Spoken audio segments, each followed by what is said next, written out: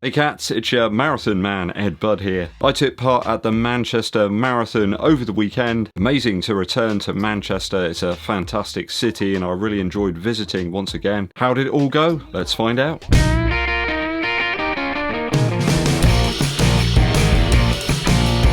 Thanks for joining me on the channel, people. Hit that subscribe button if you've not done so already. Also give this video a thumbs up like and drop us a comment for the YouTube algorithm. Dankeschön. So, Manchester Marathon done. Always love my time in Manchester, and this time was no exception. Travelled up with Rob Gundry, a local runner, on the Friday beforehand. Took in the sights of Manchester, including the cool Adidas pop-up store that they had in the centre of the city. Loaded ourselves up with pizza and carbs, as you do before a marathon, and got over to the start line relatively early, lots of time in hand. It was pretty close to where we were staying, near to the Old Trafford football stadium. I've got to say the organisation was top notch, loads of toilets, lots of signage everywhere just to make sure you knew exactly where you were going, and for once the announcement system was pretty clear, not the classic sort of train station echo. We were in the Blue Wave, kicking off at 9:20 AM. We got up to the main start lane area and it was very clear the sun was going to make an appearance, so really good that we put on the Factor 50 sunblock earlier in the day. We had a plan to start off reasonably easy and slowly getting up to tempo.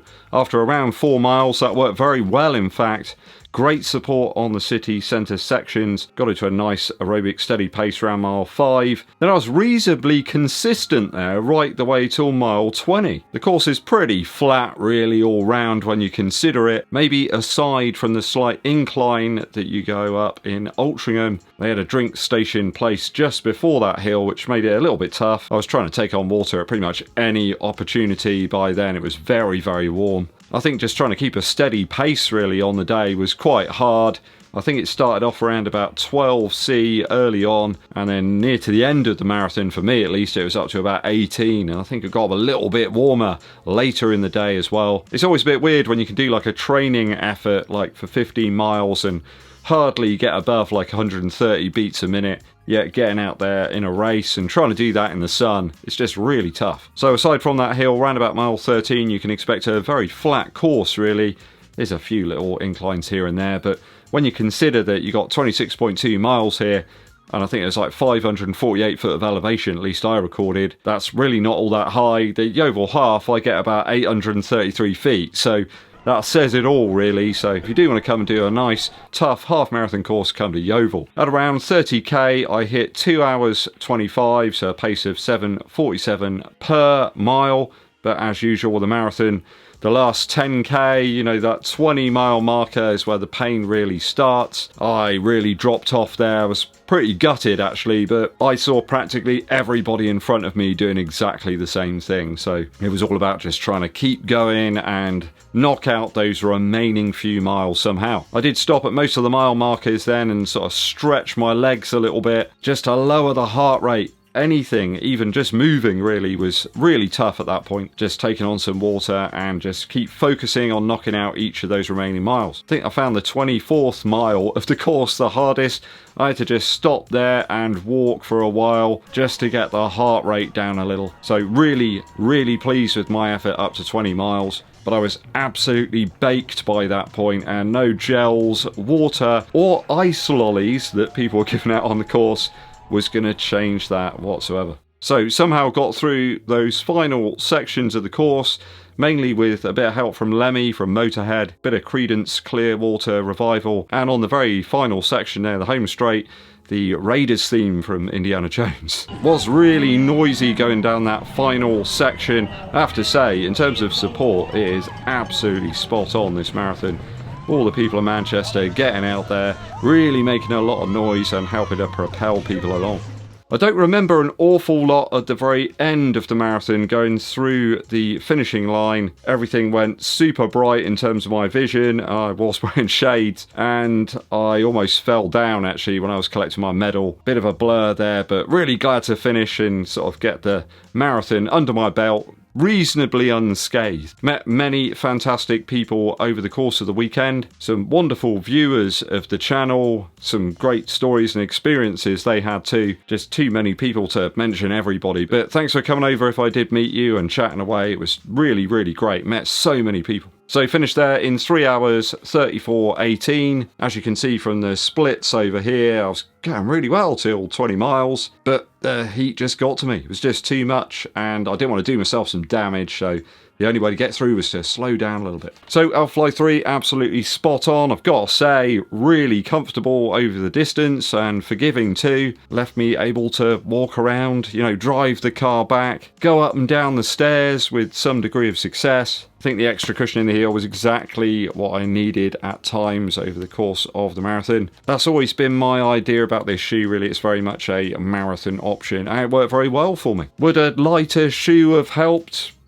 Possibly, I suppose, but I've experienced very few races actually where my feet and at least my lower part of my legs have felt this good. You know, I'll never be the best, I'm never going to be the fastest, that's for sure, but it certainly helped me along to get my time at the marathon. There's only a bit of minimal damage sustained to the outsole here. It was just kind of perfect, really. I couldn't have wished for any more from my choice. Like, zero blisters, zero rubbing. In fact, feel pretty decent actually. Quite a lot of foam rolling and some soaking in the bath. I think the upper on the shoe worked very well. I just kind of locked it down and forgot about it over the whole distance. Didn't really think about my feet or shoes or anything like that at all. It was all mainly up here. The only bit of discomfort that I had actually around about 35k was my shoulder. This is the one that I fractured like a few years back.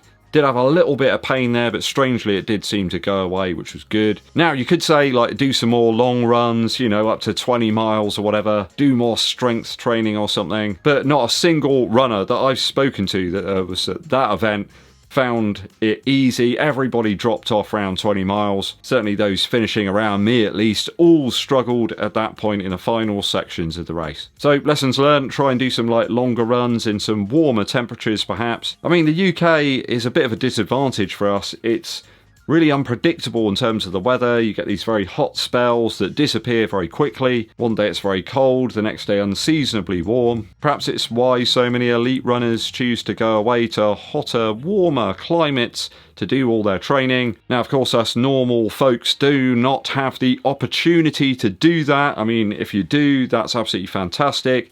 If you've got the money, if someone's going to sponsor you to go and do it, wonderful. But most of us have got jobs, we've got responsibilities. So for the majority of people, that is unfeasible. My fueling seemed to work pretty well on the day. I pretty much stuck with having a gel round about every half an hour. That seemed to be okay. I didn't cramp up at all. My legs were still operating just fine. It's mainly just the heat. I was very worried about passing out, and I almost did at the end there. For me, I always perform better in colder temperatures, and where we had temperatures up to about 18 here towards the end there, it was always going to be tough, and I knew that right from the start. So before you comment, perhaps you live in like a very warm climate or something, saying like 18 degrees isn't that much. Here in the UK, it is. It's always this kind of oppressive heat here as well. Feels very sort of moist and kind of humid and uncomfortable. So yeah, come on over and do a bit of running here in the UK in the summer and see what you make of it. Will I do another one? Well, after I completed it, I pretty much said, no, I don't ever want to do that again. It was horrible. Within an hour or so, though, I'd kind of changed my mind a little bit. There is parts of it I very much enjoyed. I think the challenge there really of trying to, you know, up the tempo a little bit towards the end, trying to hone in perhaps on something like a 3:25 next time is pretty doable, I think, in a slightly cooler sort of time of year perhaps. So my marathon PB now 3:34:18. Maybe a little bit closer to my goal next time, eh? Were you at the Manchester Marathon? How did you get on? Perhaps you were racing over in London at the marathon there. It was even warmer by all accounts. Let us know what you've been up to down in the comments. Musical interlude time. Kind of strange and bizarre track that really helped me to get through part of the latter stage of the marathon from Creedence Clearwater Revival. From Cosmo's Factory, they did a great version of the Roy Orbison song Ooby Dooby. It's a wonderful old school rockabilly type track, and it has this real propulsive kind of sound. It was exactly what I needed at the time to sort of help keep me going, I suppose. And a few other tracks of theirs injected a little bit of fun and novelty into things. Songs like Looking Out My Back Door and Travelling Band as well are absolutely essential listens if you've not checked out Creedence Clearwater Revival before. John Fogerty, excellent songwriter. He was great at picking out songs that were really great and would fit in with the Creedence Clearwater Revival lineup. It's just simple stuff, bass drums and a couple of guitars, but that version of Ooby Dooby really does stand out. Go and check it out, people. Creedence Clearwater Revival with their album Cosmos Factory. Thanks for tuning in, it's always appreciated. Hit that subscribe button and give this video a thumbs up like. Also drop us a comment, it really does help to get us out there to more runners. My name's Eddbud and I'll be seeing you